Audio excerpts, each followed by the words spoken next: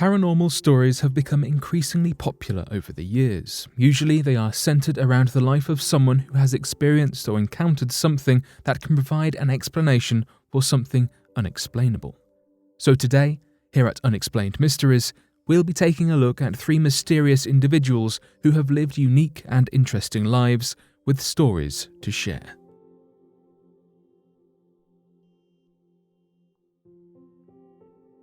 Tesla's UFO and anti-gravity technology. Theorists have often cited Tesla as being the father of strange science fiction technologies, given his incredible track record of developing emerging technologies. However, it appears that one such conspiracy theory surrounding Nikola Tesla and unidentified flying objects seems to have entered plausibility with the recent discovery made by Rare Earth of a patent that describes a flying machine that looks similar to modern-day interpretations of flying saucers. The patent includes detailed information such as the use of what can only be described as flat-screen televisions on the inside of the craft to allow the pilots to utilize a 360-degree view inside a cockpit that contained no windows for outside viewing. This would be accomplished with the use of cameras placed all around the flying saucer, as well as a bunch of other sensitive equipment capable of gathering data to be used by the pilots inside. Although the legitimacy of the patent has still been put into question and is debated to this day, if the patent is genuine in its nature, it could point evidence to secret government projects that have been in the works since the early 1900s.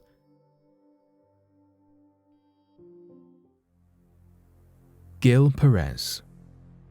Gil Perez, also known as the 1593 transported soldier, is a well-known Mexican folk legend regarding teleportation.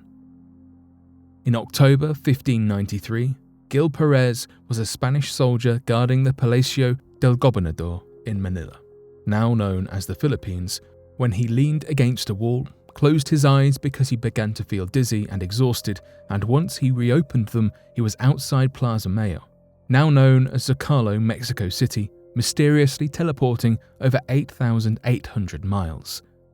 The day before the alleged teleportation, on the 23rd of October 1593, the governor, Gomez Perez Dasmariñas, was assassinated by his own Chinese rowers while attempting to capture new territory in the Philippines.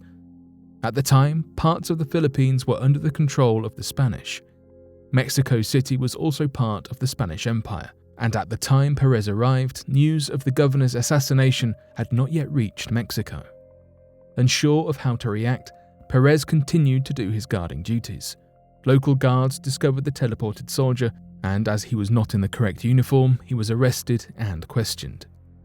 He was brought to the Viceroy of New Spain, Luis de Velasco, as it was his palace that Perez teleported to, who was reportedly pleased with the soldier's explanation, while religious officials were not as quick to accept it. As Perez's story about the assassination and teleportation could not be confirmed, he was charged with desertion and witchcraft and was jailed. He was sent to Santo Domingo to be imprisoned. 2 months later, a ship from Manila with passengers carrying the news of the governor's assassination arrived in Mexico City. Perez was recalled to Mexico after the ship's arrival confirmed his story. Some of the passengers on the ship recognized Perez, and he was freed and returned to his garrison in Manila. A lot of this remains a folk legend, with facts that are unable to be verified. The name Gil Perez cannot be confirmed through primary sources. However, there are records of a nameless soldier detained for witchcraft around the time of the governor's assassination, and this soldier was released several months later. Other accounts of the teleportation have been recorded, one in 1609 by a Spanish soldier called Antonio de Morga, and another in 1698 by Gaspar de San Agustin, a Spanish clergyman and historian. Mother Shipton. Mother Shipton's real name was Ursula Sonthiel. She would later become known as Mother as a result of being the oldest woman in her village. She was born in 1488, but little is known about her childhood or her parentage. Legend has it that she was born during a violent thunderstorm in a cave in Knaresborough. It was said her mother was just 15 years old and refused to name the father of her child, despite being dragged before the local magistrate. Shipton was raised in the cave for 2 years before she was taken in by a local family and her mother was sent to a nunnery. Shipton never saw her mother again. Unfortunately, Shipton was reputed to be hideously ugly, with a large and crooked nose, a bent back and twisted legs. She was said to look like a witch and cruelly nicknamed Hagface. When she met and married her husband, Toby Shipton, it was even rumoured that she had bewitched him to fall in love with her.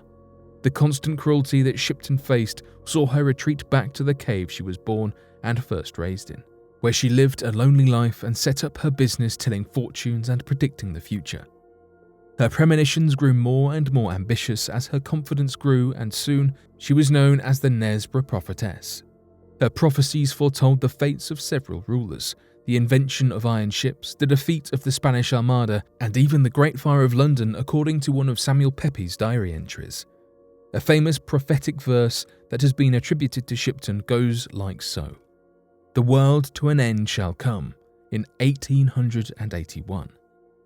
Shipton's prophecies had become so revered that in 1881, more than a century after her death, many did prepare for the apocalypse. It is said that word of Shipton even reached Henry VIII, who in a letter to the Duke of Norfolk, Thomas Howard, mentioned a witch of York. It cannot be confirmed that this witch was Shipton. However, Cardinal Thomas Wolsey, who at one point was a trusted ally of Henry VIII on several occasions, openly referred to Shipton.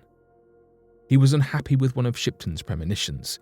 "When this cow rideth the bull, the priest beware thy skull." He interpreted the cow in the premonition as Anne Boleyn, and the skull as the threat she brought of breaking England's relationship with the Catholic Church. Wolsey grew so frustrated with Shipton that he threatened if he ever visited York, he would have her burnt on the stake for witchcraft. It is worth noting that many struggle to verify Shipton's prophecies. Her prophecy relating to the end of the world in 1881 was said to not appear in print until well after her death in 1862, and is believed to actually be the work of Victorian editor Charles Hindley.